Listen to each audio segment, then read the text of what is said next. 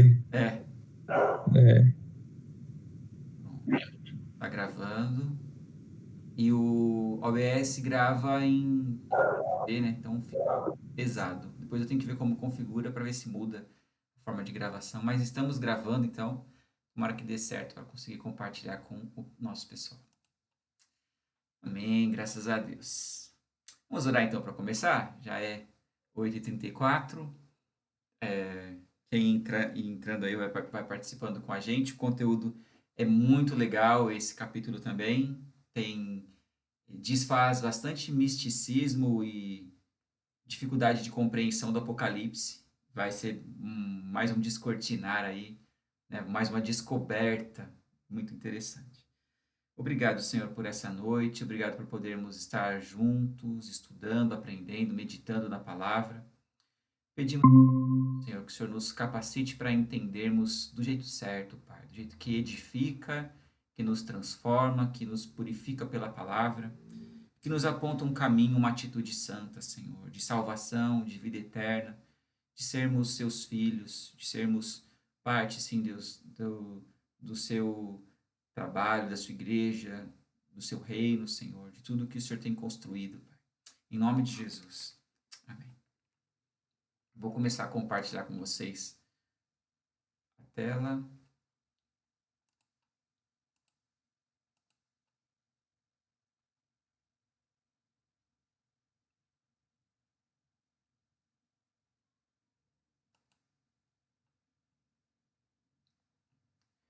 Vocês estão vendo aí o material, né? Sim. Perfeito. Então, fazendo aqui só um rápido remember, né? Um resuminho do capítulo 13, a gente viu as duas bestas. A besta que emerge do mar e a besta que emerge da terra. A besta que emerge do mar, pelo conjunto de características que é exposto, ela é chamada de o anticristo, né? Um falso Cristo, um falso Messias, né? Que tem até uma falsa ressurreição, uma ferida de morte, mas não é ressurreição, e ela vai ser venerada por isso. Essa é a besta que emerge do mar. E depois a gente tem a besta que emerge da terra, que a gente chama de falso profeta, porque é uma besta que aponta para o anticristo e valida o anticristo. Então é um falso profeta, porque aponta as pessoas para uma idolatria, para a adoração a um espírito maligno, né? A um comportamento anti-Deus, um comportamento que quer tomar, usurpar o lugar de Deus. Então, esse é o falso profeta. E ambos recebem poder, né? São ali empoderados pelo dragão. E o dragão é ali uma representação mítica do diabo. Né? A gente já viu isso muito no Apocalipse até aqui. Ficou bem claro para nós esse significado, essa simbologia. E o capítulo 14, ele dá continuidade a essa ideia que começa ali no capítulo 12 e 13. Então a gente tem aqui uma continuidade para essa cena, que surge ali com a figura da mulher, a figura do dragão, né, o menino que nasce e é levado para o céu, que é Cristo, e o dragão que faz guerra contra a mulher, que representa a humanidade, e depois o dragão, quando ele termina o capítulo 12, ele parado sobre a areia, na areia da praia, né? É quando surge a besta que emerge do mar e depois a besta que emerge da terra. E agora a gente continua com o capítulo 14, que diz assim, que é o João dizendo: Então olhei, e diante de mim estava o Cordeiro, em pé sobre o monte Sião, e com ele 144.000 que traziam escritos na testa o nome dele e o nome de seu pai. Então aqui é legal a gente perceber o artigo definido, né? O Cordeiro. Né? Então fica aí claro que está se referindo ao Cordeiro que apareceu ali no capítulo 4 de Apocalipse, que é a figura de Cristo que compra com o seu sacrifício, compra com o seu precioso sangue os, os homens e mulheres de toda raça, tribo, língua e nação, né, para serem feitos ali sacerdócio real, né, para serem feitos filhos de Deus. E é legal como ele é colocado no Monte Sião. O Monte Sião é o monte do templo em Jerusalém. Aqui, durante a época de escrita do Apocalipse, tem duas compreensões. A que faz mais sentido para nós, que nós acreditamos, é a de que foi escrito por volta de 90 depois de Cristo. Então, o templo já tinha sido destruído em 70 depois de Cristo. A gente tem então Jesus, ele no Monte Sião, aonde não tem mais o templo. Ali ele está no monte aonde foi estabelecido ali o reino de Davi, né? Fica dentro da região pertencente a Judá, né? A Judéia, e aonde os judeus se reuniam. E Jesus, ele, como um judeu, ele está ali. E não é que ele vem nesse momento para ali, como se ele fosse fazer alguma coisa, alguma ação agora.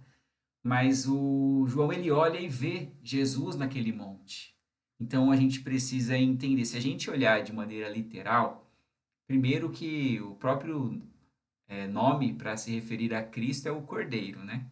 Já é uma forma metafórica de dizer aquele que morreu em nosso lugar. Não é um cordeiro, especificamente um animal quadrúpede, mas é o Cristo, Jesus Cristo ali.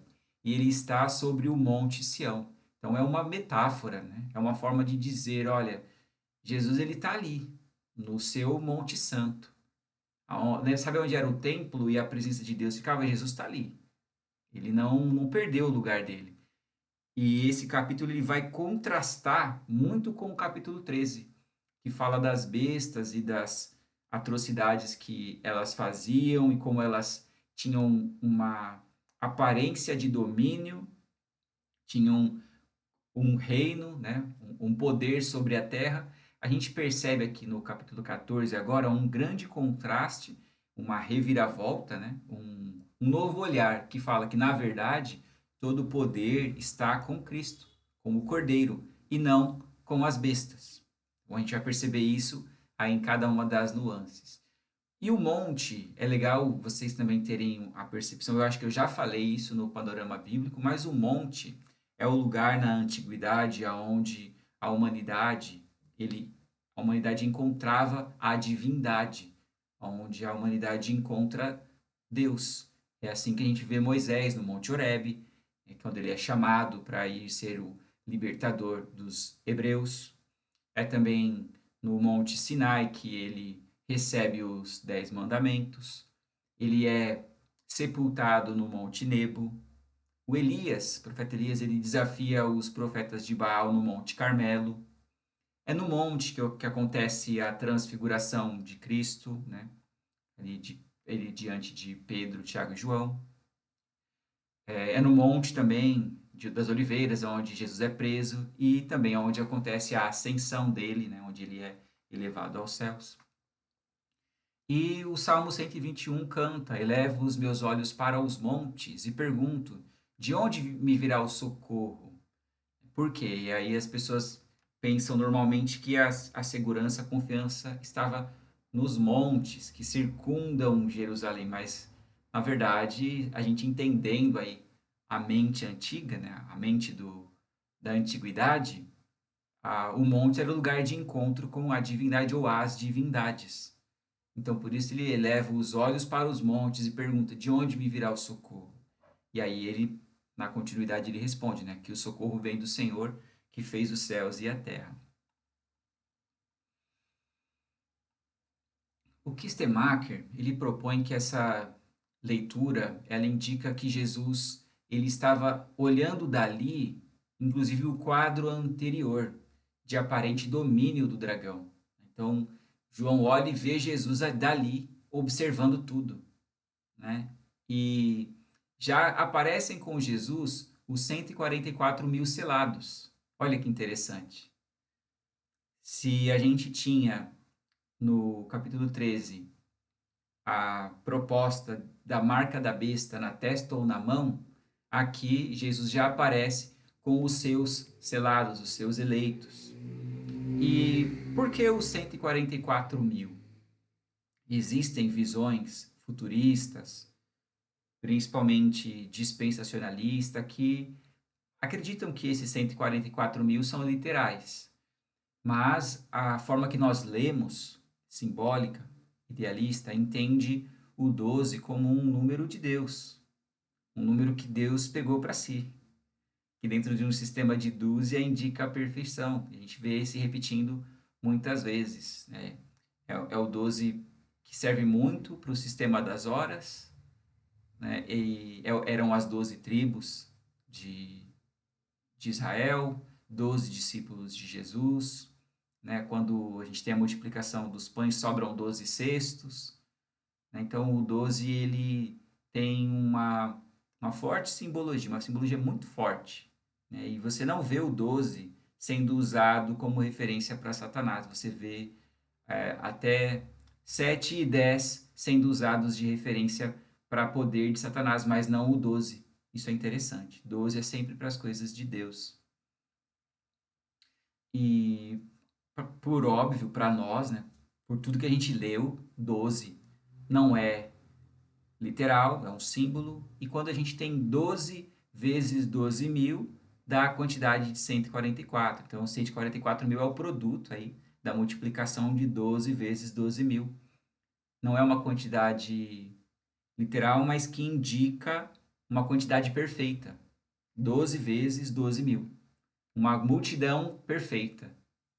E para a gente bater o martelo, é só a gente lembrar quando Pedro fala com Jesus e fala assim: Mestre, quantas vezes eu devo perdoar o meu irmão? 7?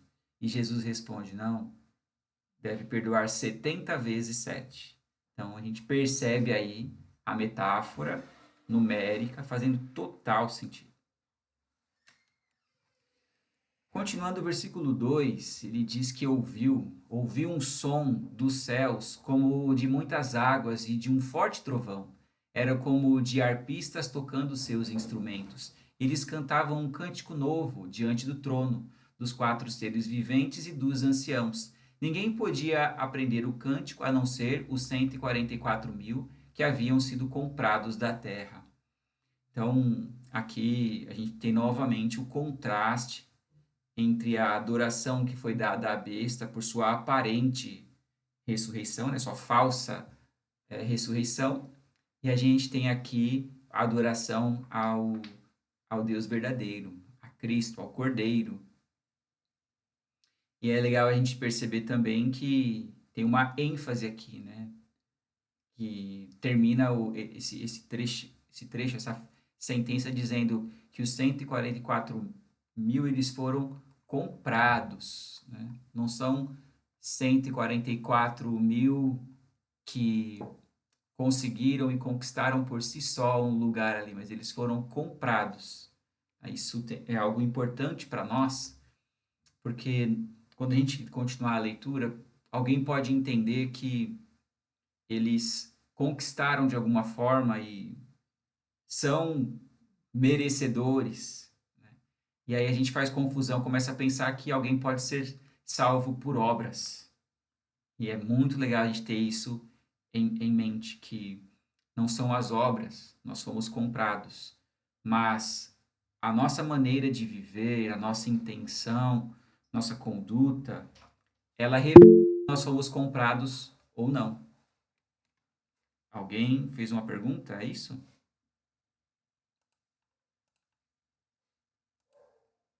Ou um comentário? Cadê?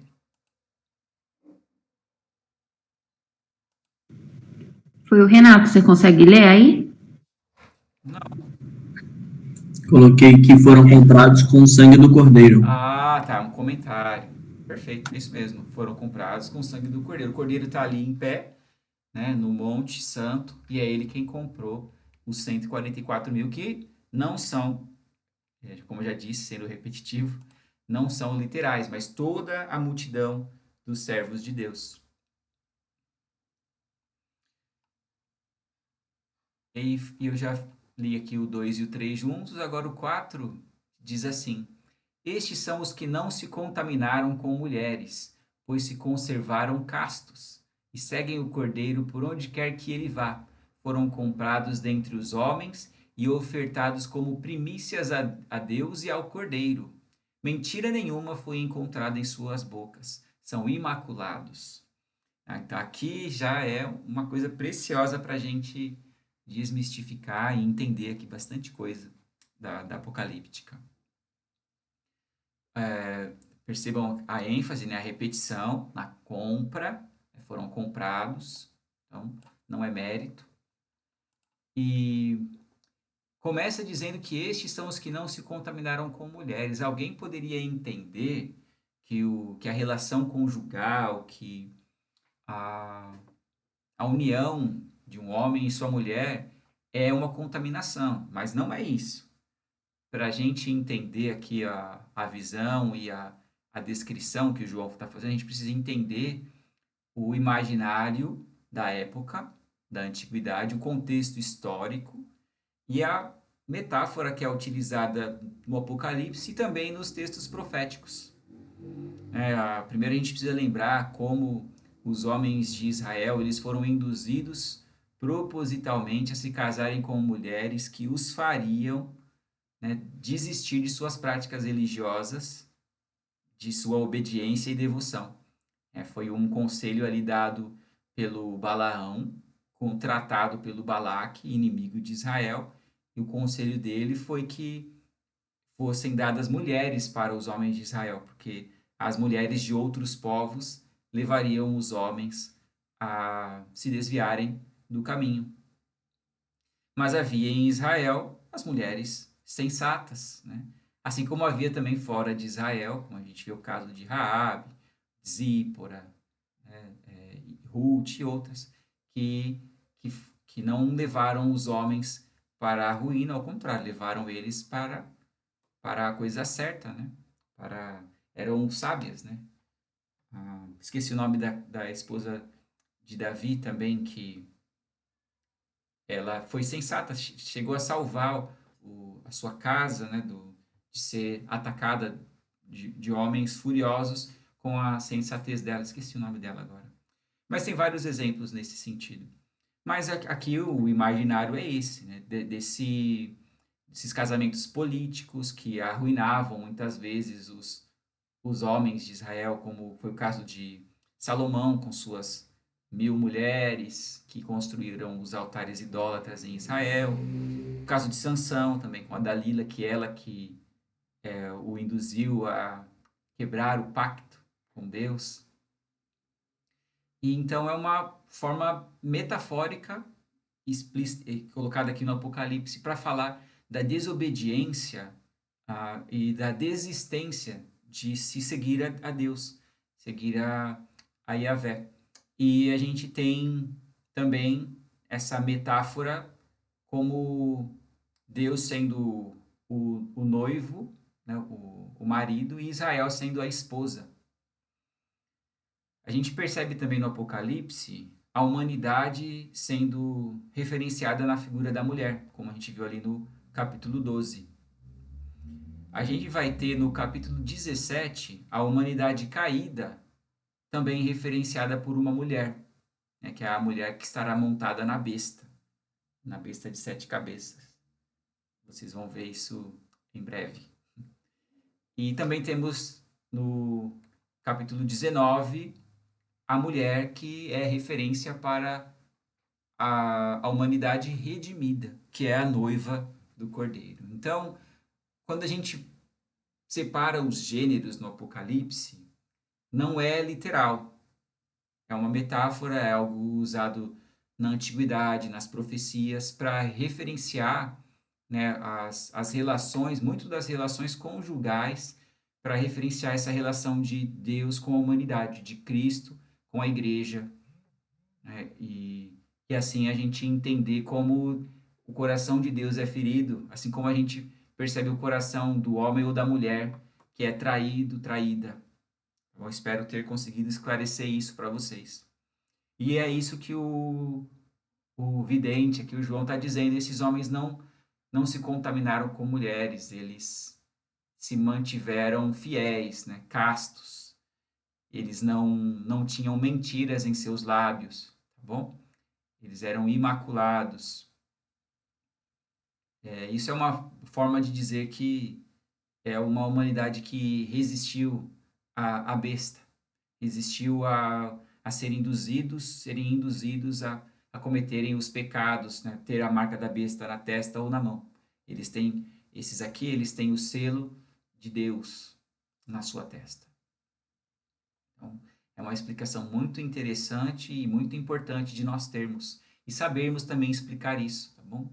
Bom, me lembrem de mandar o material para vocês, tá tudo bem observado e referenciado também com os textos aqui para ajudar. E aqui a gente tem um recorte do livro do Kistemaker que ele coloca a comparação e o contraste. Fica ainda mais óbvio entre o capítulo 13 e a besta que emerge da terra e o capítulo 14 e o cordeiro, né? E o povo da besta e o povo do cordeiro. Vejam aqui, ó, o cordeiro no versículo 11 do capítulo 13, o cordeiro no versículo 1 do 14, emerge da terra, aqui é a besta, Jesus está no monte Sião, acontece a adoração à besta, acontece o cântico dos 144.000 selados, existe o número da besta, 666, e existe o número dos santos, 144.000, todos são escravizados quando eles assumem o número da besta, né? E todos são redimidos do Cordeiro. A marca da besta e o nome do Pai e do Cordeiro na testa. A fraude da besta são as suas mentiras e nenhuma mentira achada na boca dos santos. Então tem um contraste aqui muito marcante. Alguém abriu o microfone e vai falar, fazer uma pergunta? Pode falar. Não? Ah, desculpa, foi sem querer, eu bati aqui. Imagina. Qualquer coisa a gente pode me interromper. Então a gente tem aí uma grande ênfase, né, no contraste, na diferença. O Apocalipse é um livro cheio de contrastes. E é legal a gente perceber assim, porque isso confere muito sentido para algumas expressões que a gente não tem muita clareza. Como a gente vai ver ainda no 17, fala da besta que era e já não é.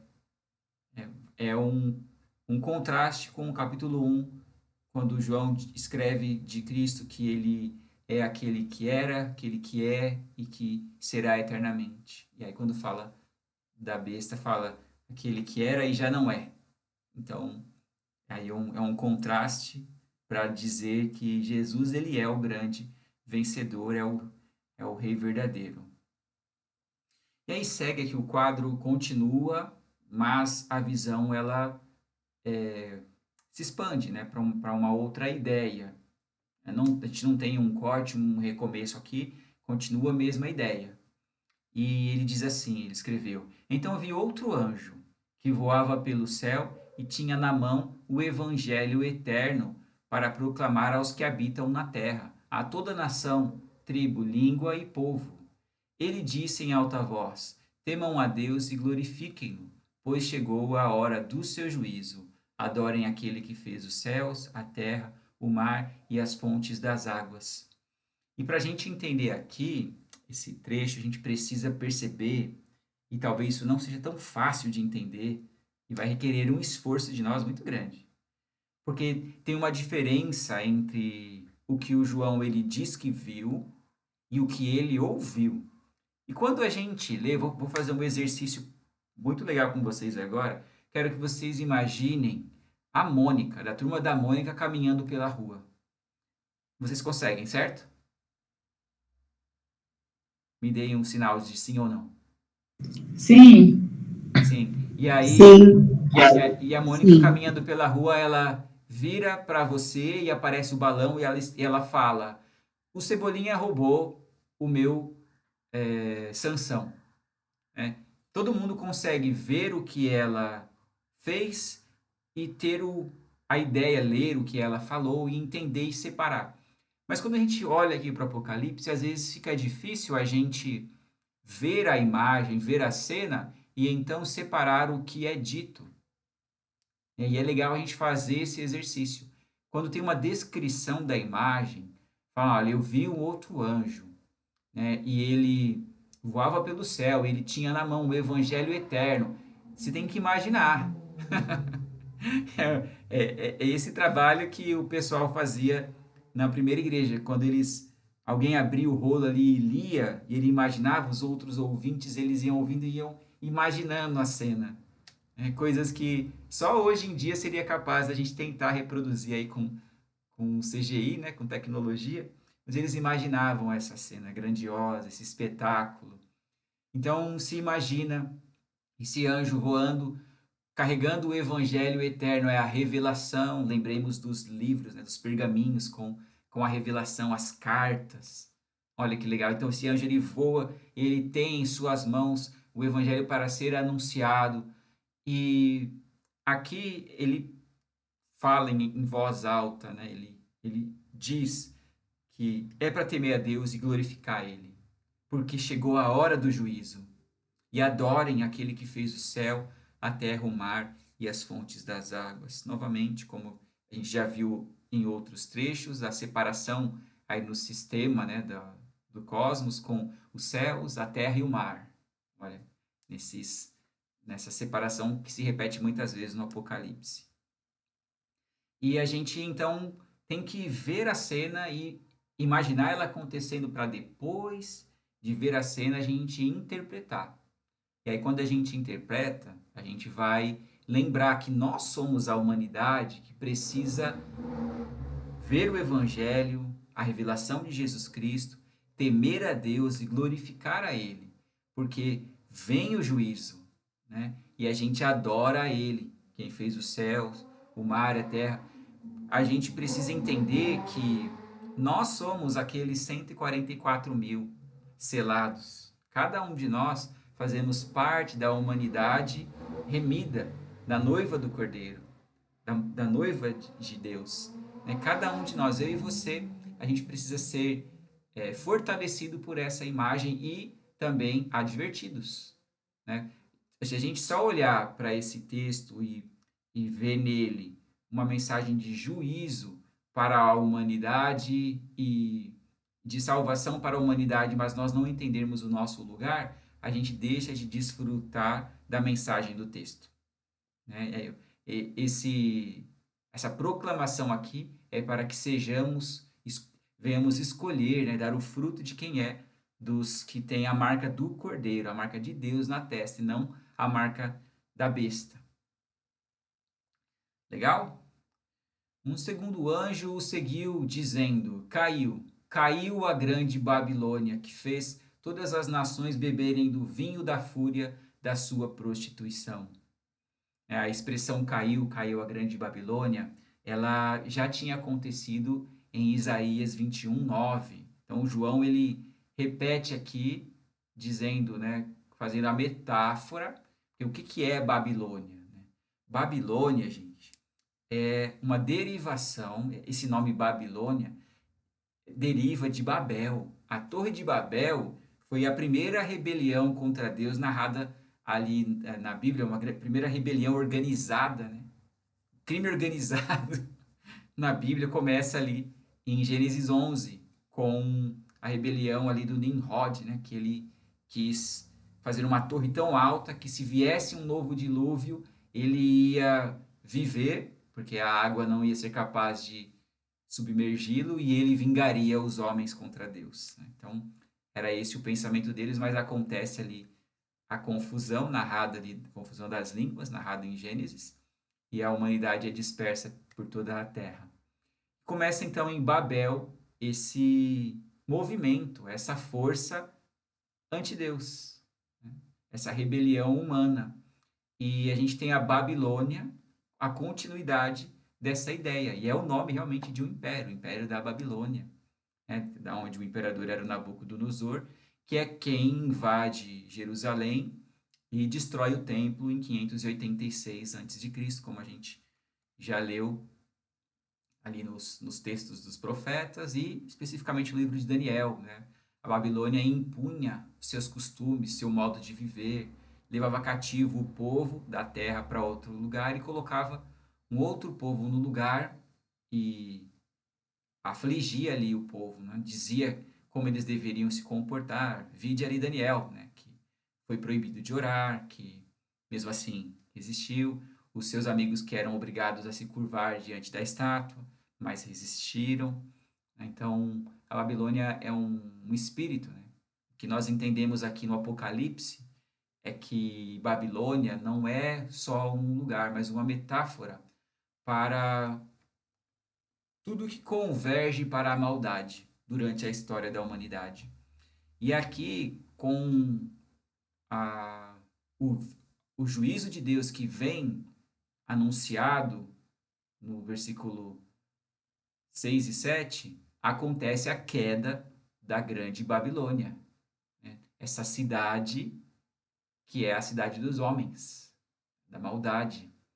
Acontece a queda dela e o juízo. Então, não é uma Babilônia literal, óbvio, e também não se restringe a um único lugar, mas a todo esse reino maligno. E o versículo 9: Um terceiro anjo o seguiu, dizendo em alta voz: Se alguém adorar a besta e a sua imagem e receber a sua marca na testa ou na mão, também beberá do vinho do furor de Deus, que foi derramado sem mistura no cálice da sua ira. Será ainda atormentado com enxofre ardente na presença dos santos anjos e do Cordeiro, e a fumaça do tormento de tais pessoas sobe para todo sempre, para todos os que adoram a besta e a sua imagem, e para quem recebe a marca do seu nome, não há descanso dia e noite. Então, se a gente lê de maneira cronológica, a gente fala assim, mas não era no capítulo 13 que estavam sendo atraídas as pessoas para servirem a besta, né? Não dá muito certo. Então, quando a gente separa aqui e coloca em paralelo e não mais em uma cronologia, né? Não é uma continuidade temporal, né? Não é linear, a gente percebe que ele está falando agora um alerta. Falando, olha, todo aquele que aceitar a marca da besta, que se comprometer com o mal, ele vai ser também julgado por isso. Você não quis o vinho do cálice da prostituição? Vai ter que querer também o vinho do cálice da ira de Deus, né? Então, é uma continuidade aqui da ideia, dizendo, olha, se você bebeu o vinho da prostituição da Babilônia, agora vai ter que beber o vinho da ira de Deus. Aqui eu coloquei um comentário aqui, né? Jesus continua olhando do seu monte, né? Ele tem ali os seus comprados, os 144 mil comprados, né? A salvação, ela é certa, né? Nós temos que nos aproximar do trono de Deus com confiança e dizendo, né? E crendo que somos filhos de Deus e temos a marca do Cordeiro, a marca de Deus na nossa testa, né? O nosso pensar é um pensar que vem de Deus. Por isso que é importante a gente estar sempre se fortalecendo, né? Sendo edificados.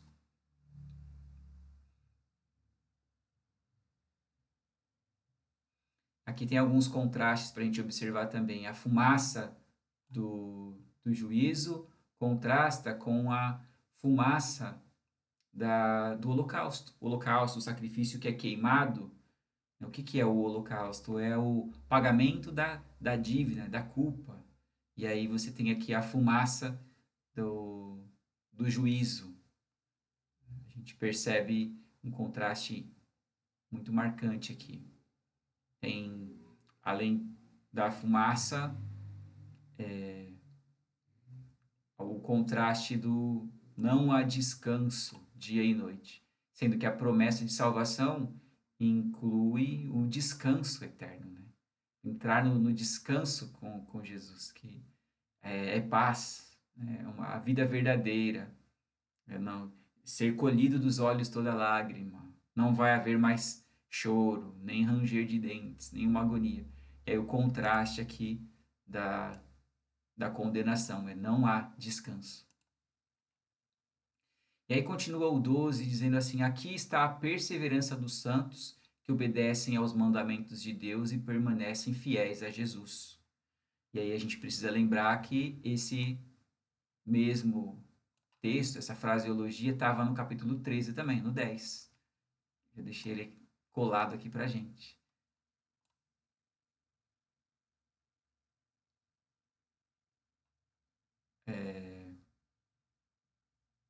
Não, desculpa, não é esse aqui não. No 13, deixa eu voltar lá. No 13 é falado que quem for destinado para a morte, é esse aqui, ó. É o 10, versículo 10. Se alguém há de ir para o cativeiro irá. Se alguém há de ser morto à espada haverá de ser. Aqui estão a perseverança e a fidelidade dos santos. A gente tem a continuidade, né, no capítulo 14, um paralelo dizendo, olha, não houve ali durante o império da besta, né, o seu domínio, não houve a morte de muitos santos, muitos que foram maltratados, perseguidos, né, e aí a gente vê aqui, no final dessa declaração, essa é a perseverança e fidelidade dos santos, né, de serem perseguidos e mortos, mas não desistirem. Aí agora a gente tem aqui o paralelo, quando fala da condenação, também fala, aqui está a perseverança dos santos, que obedecem aos mandamentos de Deus, permanecem fiéis a Jesus, porque vai fazer uma preparação agora para o versículo 13, que vai falar sobre a recompensa da fidelidade. Porque o que a gente falou no começo, não é por nosso mérito. A gente não consegue se salvar. A gente consegue dar sinais de que nós somos salvos. Nossa atitude, ela revela que nós somos de Deus. Alguém já disse, eu não lembro quem, mas se a pessoa, ela, durante a vida inteira, ela quer desobedecer a Deus e fazer o que é reprovável a Deus, por que ela acha que ela vai, ou que faria algum sentido ela passar a eternidade com Deus? Né? Então, é algo de nós meditarmos, né? Faz todo sentido.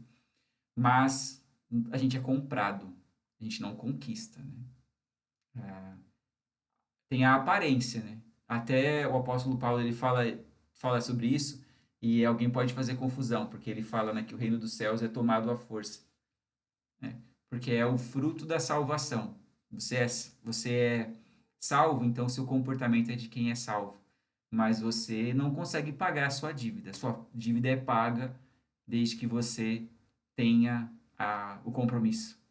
É um tanto difícil, mas possível de entender. Tá bom? E é algo central, essencial para a nossa fé, entendermos isso. E aí no 13, né, seguindo essa ideia que fala da recompensa da fidelidade dos santos, então ouvi uma voz dos céus dizendo, escreva, felizes os mortos que morrem no Senhor, de agora em diante, diz o Espírito. Sim, eles descansarão das suas fadigas, pois as suas obras os seguirão. Então, é muito bom a gente perceber aqui esse contraste também, que não há descanso para a condenação e há o descanso para a salvação.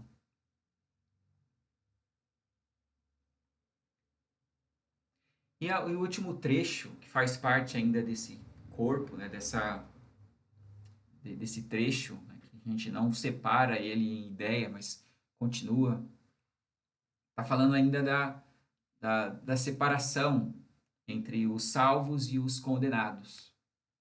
E o 14 diz assim, olhei e diante de mim estava uma nuvem branca, e assentado sobre a nuvem alguém semelhante a um filho de homem. Ele estava com uma coroa de ouro na cabeça e uma foice afiada na mão. É Cristo coroado, né? Ele tinha uma coroa, é filho de homem. Né? Filho de homem é uma forma de se referenciar a Cristo no Apocalipse, é algo que vem desde do livro de Daniel. uma forma de se falar, e o próprio Jesus fala sobre si dessa forma, em Mateus 24, ele fala do Filho do Homem, falando de si. Então, quem está na nuvem branca, né, a nuvem, que a gente já viu, na antiguidade era o veículo, né, era como a gente tinha a apresentação, né, de Deus, de Cristo, ele vem entre as nuvens, é assim que é o profetizado. E ele é vencedor e rei. A nuvem branca indica também sua santidade e a autoridade para julgar. E a foice afiada para a colheita quer dizer que será feita a seara, né? Como ele já vinha nos evangelhos dizendo, né? Os campos estão prontos, né? É a hora de fazer a colheita.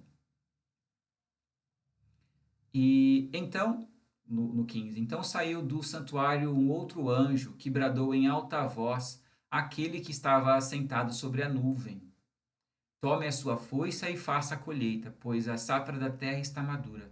Chegou a hora de colhê-la.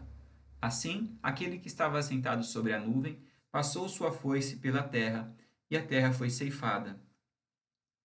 E aqui é legal a gente perceber que é Cristo e que não há nenhuma ênfase, apesar da foice ser aí um instrumento que a gente vê na figura da morte, né? Quando a gente pensa em alguém com uma foice, a gente pensa na morte ruim, né? Aquele personagem que é folclórico até, né? A morte segurando uma foice. Mas aqui essa foice na mão de Cristo é muito mais poderosa, nem se compara, né?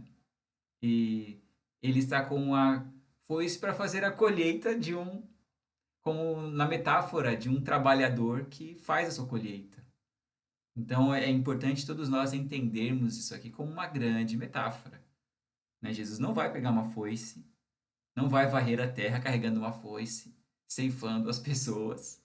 É legal a gente ter essa percepção clara, mas é legal também a gente ver a cena, imagina Jesus com uma foice gigante colhendo, o que não é ruim, tá? A colheita de Jesus é boa, ele está separando os seus.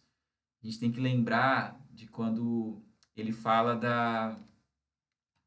na parábola do joio e do trigo. Tem que esperar crescer o joio e o trigo para então colher e separar o joio do trigo, porque quando cresce, o trigo vai ter a semente, vai ser identificado o trigo, e o joio não vai ter o seu fruto, vai ser identificado o joio. E aí é separado, né, o trigo para o celeiro e o joio para ser queimado. Uma grande metáfora, né, e é revelado assim para João, e João nos transmite a salvação, né? Ele nos explica a salvação com essas palavras, dizendo que Jesus ele vai separar os seus. Agora alguém pode dizer, peraí, mas um anjo deu a ordem para Jesus? Não, não é isso. A gente tem que lembrar que Jesus, em Mateus 24, ele disse que nem ele, nem os anjos sabiam quando essas coisas haveriam de acontecer. Somente Deus é que saberia quando viria o juízo e o fim, né? E o fim, quando a gente diz aqui, é o fim escatológico, né? A salvação dos que são salvos e a condenação dos que são condenados. Opa. Nosso tempo está acabando. Vocês estão comigo? Estão me ouvindo? Estão entendendo? Sim. Beleza. Sim. Show, vamos lá. E agora, um outro anjo saiu do santuário dos céus, trazendo também uma foice afiada.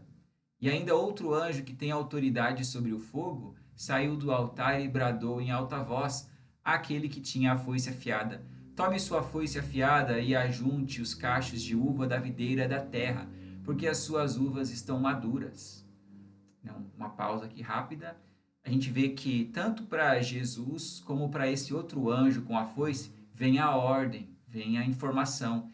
Isso, nós entendemos que isso vem de Deus. Ele que é o que sabe, o que tem essa informação, que é esse momento, né? E aí é acionado Jesus para fazer a sua colheita. E agora a gente tem uma outra colheita. O anjo, agora o 19 aqui. O anjo passou a foice pela terra, ajuntou as uvas e as lançou no grande lagar da ira de Deus. Elas foram pisadas no lagar, fora da cidade, e correu sangue do lagar, chegando ao nível dos freios dos cavalos, numa distância de cerca de 300 quilômetros. É chocante, né? À primeira vista parece repetitivo, mas agora não é Jesus quem faz a colheita, né? Aqui nesse versículo 15 a 16, era Jesus fazendo a colheita dos seus eleitos, dos 144 mil. Agora não é mais, agora é um anjo fazendo a colheita dos destinados para a ira, os que beberam o vinho da Babilônia. E não é repetitivo, então, é outro destino, outra colheita, colheita para a condenação, é a separação do joio do trigo, né? Aproveitando aquela metáfora de Jesus. E antes, aqui nessa colheita de Jesus, não é dito o que é, na metáfora, qual é o fruto, né? O cereal, ou o que é a colheita. Agora aqui, nesse segundo trecho, são uvas, porque a referência, a metáfora aí é o lagar da ira, né? Do vinho, do furor, da ira de Deus. E quem são essas uvas? Essas uvas são as pessoas, né? As pessoas que são maldosas, que se rebelaram contra Deus, que decidiram pelo caminho do mal. E aí, aqui a visão do João é de que essas uvas elas foram juntadas pelo anjo num grande lagar, e nesse lagar acontece o esmagamento dessas uvas. E quando você esmagava as uvas, né, quem assistiu ali as novelas da Globo que tinha as fazendas de uva já viu isso, né, que se pisava, elas pisavam com os pés nas uvas para esmagar, e ali era espremida então a uva e escorrendo o suco da uva, né, do lagar. Mas aqui o que diz no texto, no versículo 20, é que elas foram pisadas no lagar. Não é dito quem pisou, mas é dito que elas foram pisadas. E aí quando elas são pisadas, escorre sangue do lagar. Não escorre suco de uva. É forte, né? É uma imagem de horror. É uma imagem de horror. Imagina desde a antiguidade as pessoas lendo e imaginando essa cena. Essa colheita, então, das uvas é para a condenação. E aí, quando esmaga essas uvas, escorre sangue do lagar, e não é pouco. É sangue que, quando escorre, tem a altura do freio dos cavalos, algo em torno entre 1,40 m e 1,80 m de altura, dependendo da raça do cavalo, e numa distância aí de 300 quilômetros, né? É um mar de sangue. É uma imagem assustadora para retratar aí a condenação, o juízo, né, o horror da segunda morte. É isso, gente. Terminamos o capítulo 14. Muito forte, muito interessante. Vou parar de compartilhar aqui para vocês poderem comentar, acrescentar algo, perguntar também.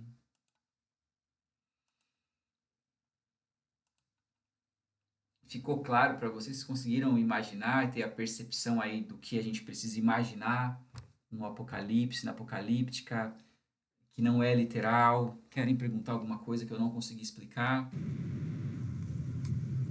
Ficou muito claro, Silas.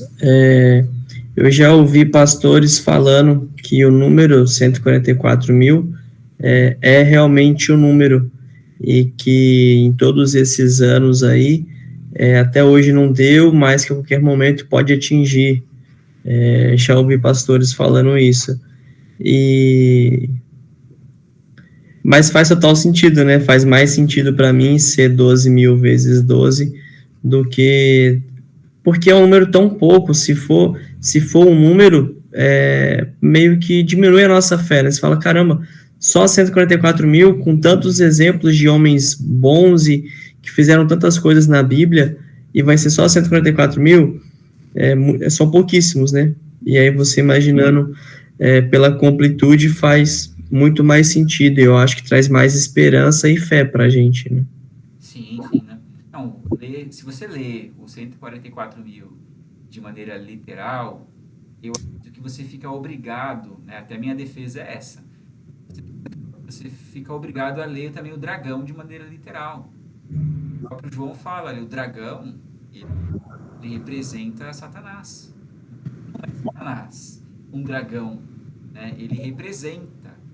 Então, os 144 mil não são 144 mil, mas representa os eleitos. Da mesma maneira, as uvas. As pessoas não são uvas, mas elas são representadas por uvas. Né? É o imaginário apocalíptico, né? Uma revelação. Né? E tem gente que fala, já uma vez fui querer, simpaticamente, no off, né? No privado, falar com um pastor, falar, olha, porque ele dizia que o Apocalipse era uma mensagem criptografada. Eu falei, não, meu querido, não tem nada aí, tá escancarado o que significa.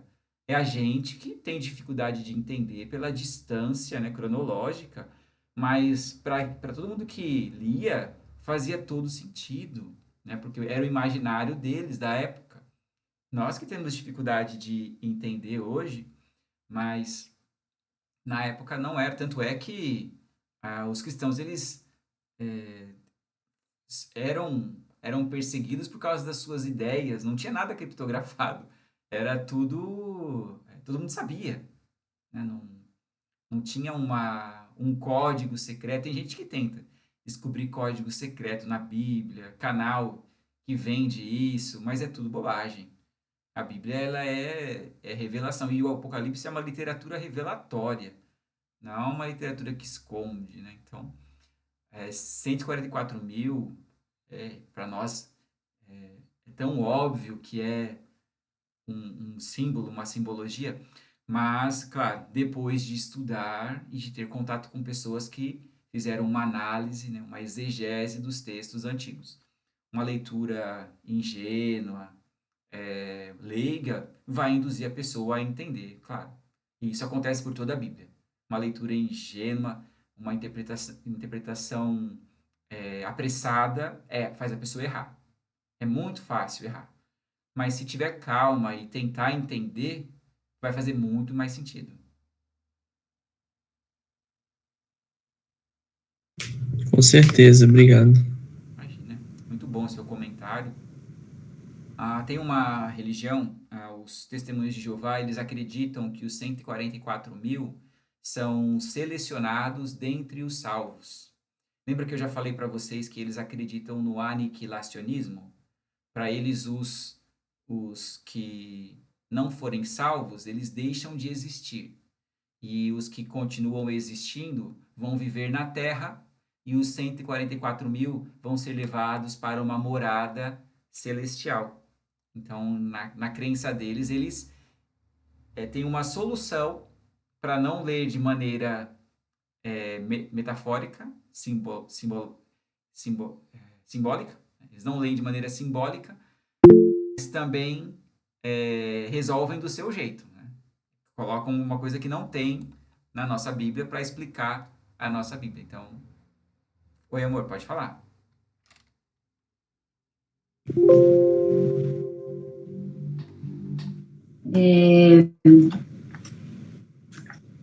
Estava pensando, né, enquanto você estava explicando para a gente, fazendo as leituras, o quanto é importante a gente não ser preguiçoso, né, com a questão da Bíblia, porque quando a gente realmente estuda a Bíblia, a gente consegue fazer esse entendimento melhor, ter uma clareza maior quanto ao Apocalipse. Porque muitas vezes a gente vai pelo mais óbvio ou por aquilo que é mais fácil de entender, que envolve as outras visões, né? Mas quando a gente estuda, a gente entende, a gente se aprofunda, a gente começa a fazer as conexões. E eu acredito que é por isso que o Senhor, ele fala, né? Conhecereis, prosseguirei em conhecer, medita nessa palavra, né? Dia e noite, ensina aos seus filhos. a gente é encorajado pela palavra a realmente levar o estudo dela a sério durante toda a nossa vida.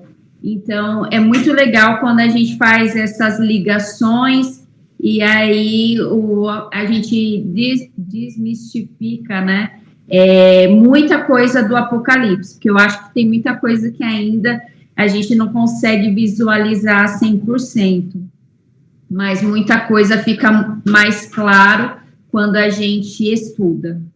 E também, quando você estava falando da mulher, né, e da história da influência da mulher, que a gente vê na Bíblia, a gente vê na história e no nosso tempo também, e o quanto a mulher influencia, e ela tem esse poder de influenciar para a queda e para levantar, né, não somente o homem, mas também seus filhos, as pessoas que convivem com ela, e uma mulher que é comprometida com Cristo, eu acredito que ela é muito relevante como igreja, dentro da sua casa e na sociedade também, e isso é uma responsabilidade e um privilégio muito grande para nós.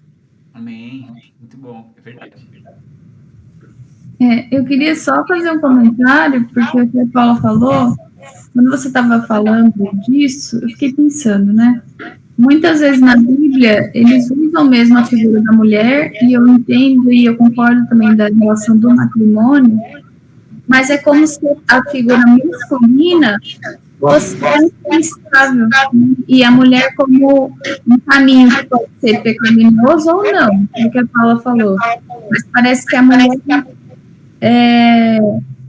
não é tão central assim, influencia o homem é discutível a sua carne, parece. Não sei, eu fiquei pensando nisso.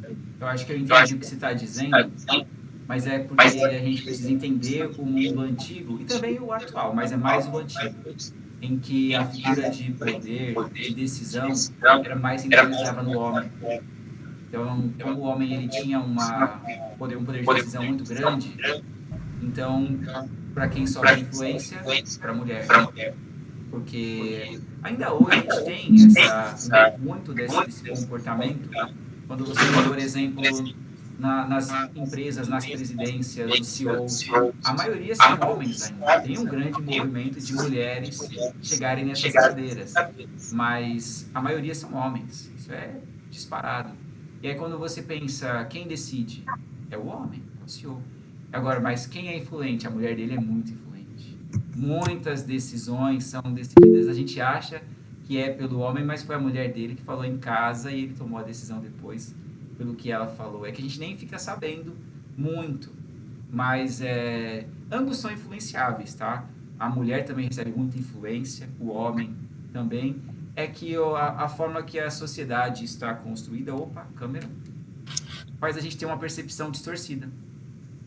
Vamos tirar a foto? Lê deve estar apagada, ela está doente.